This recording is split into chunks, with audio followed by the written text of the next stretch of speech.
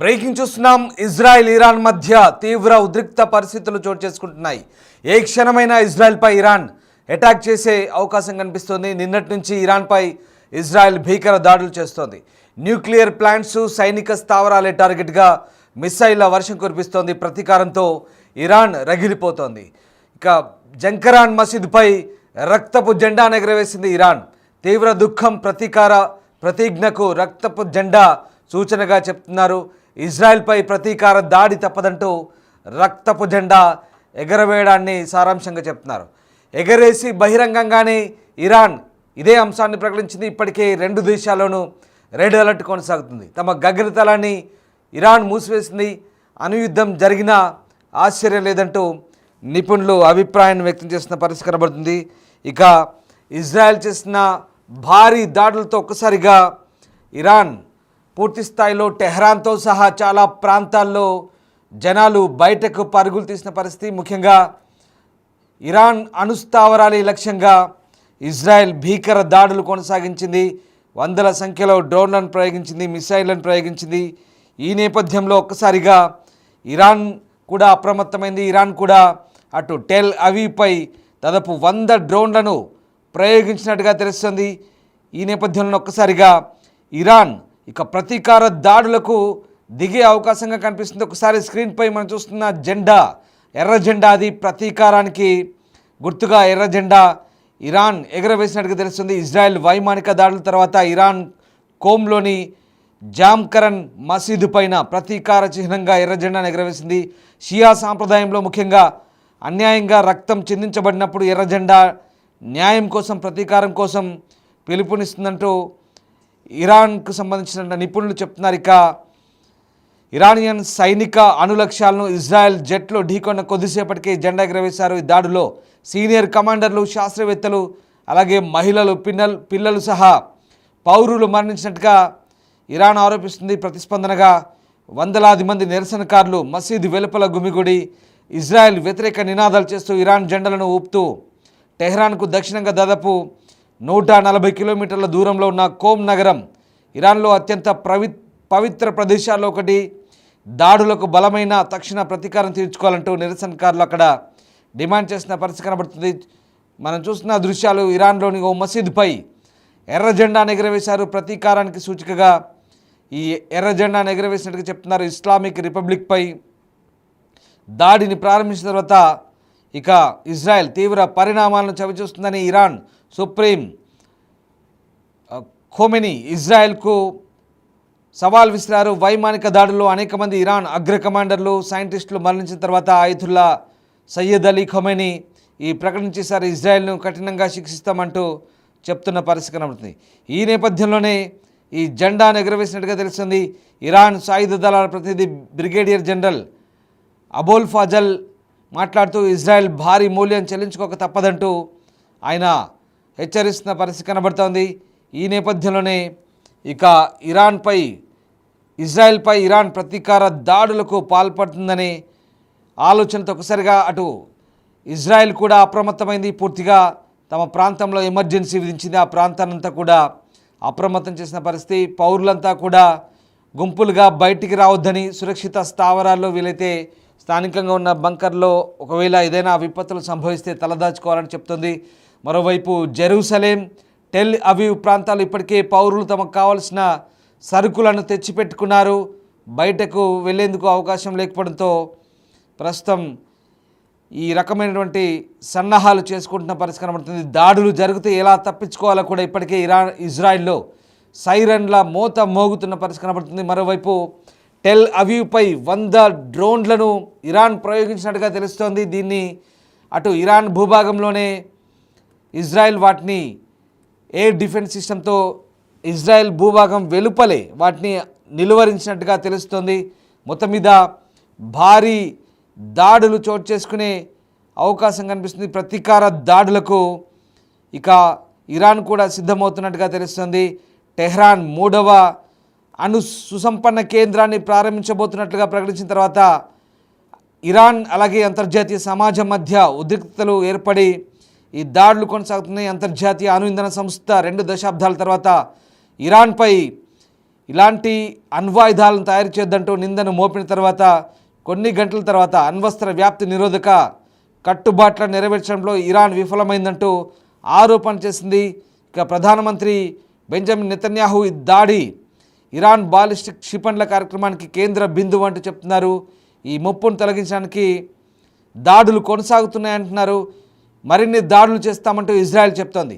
IDF chief of staff lieutenant general Eyal Zamir ఈ operation ఖచ్చితంగా అవసరం అంటున్నారు. ఇక ఇందుకోసం పోరాటానికి ఇష్టపడే వారికి స్వేచ్ఛనిస్తున్నాం, ఎంతైనా పోరాడాలంటూ ఆయన ఐడిఎఫ్కు చెప్తున్న పరిస్థితి. మరోవైపు టెహ్రాన్ కఠినమైన ప్రతిస్పందన కూడా సిద్ధం చేస్తున్నట్టు ఇరాన్ కూడా సిద్ధమవుతుంది. ప్రతీకారం ఏ రకంగా ఉంటుందో వేచి చూడాలంటూ ఇజ్రాయెల్కు చెప్తున్న పరిస్థితి. మరోవైపు ఈ మొత్తం ఎపిసోడ్లో అమెరికా తమ ప్రమేయం ఏం లేదంటూ చెప్తోంది. అటు ఇజ్రాయెల్ను మరోవైపు ఇరాన్ను, ఈ రెండు దేశాలను కూడా అమెరికా హెచ్చరిస్తోంది. శాంతి పాటించాలి, సంయమనం పాటించాలంటూ చెప్తుంది. ఓవైపు ఇజ్రాయెల్ దాడులకు తమకు సంబంధం లేదంటూ అమెరికా ఇక్కడ చెప్తున్న పరిస్థితి, క్లారిటీ ఇస్తున్న పరిస్థితి. ముఖ్యంగా ఈ దాడులు ఎందుకు కొనసాగాయి? వాస్తవానికి సిరియా రాజధాని డమస్కస్లో ఏప్రిల్ 1, 2024లో ఇరాన్ కాన్సులేట్ దగ్గర ఓ బాంబు దాడి జరిగింది, మిసైల్ దాడి జరిగింది. ఈ దాడిలో 7 ఇరాన్ రెవల్యూషనరీ కమాండర్లు మృతి చెందారు. అయితే ఈ దాడికి ఇజ్రాయెలే కారణమంటూ ఇరాన్ ఆరోపించింది. అప్పట్లోనే టెల్ అవీవ్పై భారీగా డ్రోన్లను, మిసైళ్లను ప్రయోగించింది. దీంతో ఈ రెండు దేశాల మధ్య యుద్ధం చల్లారలేదు. మరోవైపు ఇటు ఇరాన్, అటు యెమెన్ తిరుగుబాటుదారులైన హౌతీలకు, అలాగే లెబనాన్ హెజ్బుల్లా కమాండర్లకు, హమాస్ ఫైటర్స్కి ఫండింగ్ చేస్తుంది, ఆయుధాలను అందిస్తుందంటూ ఇజ్రాయెల్ ఎప్పటి నుంచో ఆరోపిస్తుంది. ముఖ్యంగా ఈ నేపథ్యంలోనే ఇరాన్, ఇజ్రాయెల్ మధ్య ఈ దాడులు కొనసాగుతుంది. అప్పటి నుంచే ప్రచ్ఛన్న యుద్ధం కాస్త ఇప్పుడు ప్రత్యక్ష యుద్ధంగా మారింది. వాస్తవానికి హమాస్ ఇజ్రాయెల్ మధ్య, గాజా ఇజ్రాయెల్ మధ్య జరుగుతున్న యుద్ధం ఇప్పుడు దేశాల మధ్య యుద్ధంగా పరిణమించింది. బహుశా ఇది 3వ ప్రపంచ యుద్ధానికి కూడా దారి తీసే అవకాశం లేకపోలేదంటూ కొంతమంది నిపుణులు హెచ్చరిస్తున్న పరిస్థితి కనబడుతుంది. ఇరాన్ అణ్వాయుధం కలిగిన దేశంగా చెప్తున్నారు. ఇరాన్ ఇప్పటికే అణ్వాయుధాలను కలిగి ఉంది, మరికొన్ని అణ్వాయుధాలను తయారు చేసిన సిద్ధంగా ఉంది. ఈ నేపథ్యంలో ఇక అణ్వాయుధ నియంత్రణ సంస్థ ఇప్పటికే ఇరాన్ హెచ్చరిస్తోంది, అణ్వాయుధాలను తయారు చేయడం ఆపుకోవాలని చెప్తుంది. ఇక్కడ కొద్ది కాలం పాటు 1979లో ఇక్కడ ఇరాన్ విప్లవం తర్వాత ఇజ్రాయెల్, ఇరాన్ బాగానే ఉన్నాయి. కానీ ఎప్పుడైతే ఇరాన్లోని ఆర్మీలోని కొంత భాగం, ఇరాన్ రెవల్యూషనరీ గార్డ్స్ పూర్తిగా ఇస్లామిక్ రాడికల్ విప్లవాన్ని సిద్ధం చేసి మతోన్మాదులుగా తయారయ్యారంటూ ఇజ్రాయెల్ ఆరోపిస్తుంది. అట్ ద సేమ్ టైం ఇజ్రాయెల్పై అలాగే యూదులపై ఇరాన్ దాడులకు పాల్పడుతుంది. ఇస్లామిక్ బ్రదర్హుడ్ పేరుతో కొన్ని దేశాలను సమీకరించి ముఖ్యంగా మిలీషియా టెర్రర్ గ్రూపులను తయారు చేసి, ప్రధానంగా హిజ్బుల్లా, హమాస్, హౌతీలను తయారు చేసి ఇజ్రాయెల్పై ఉసుగొల్పుతుందంటూ ఇజ్రాయెల్ ఆరోపిస్తుంది. ఈ నేపథ్యంలోనే ఇరాన్పై దాడికి పాల్గొంటుంది.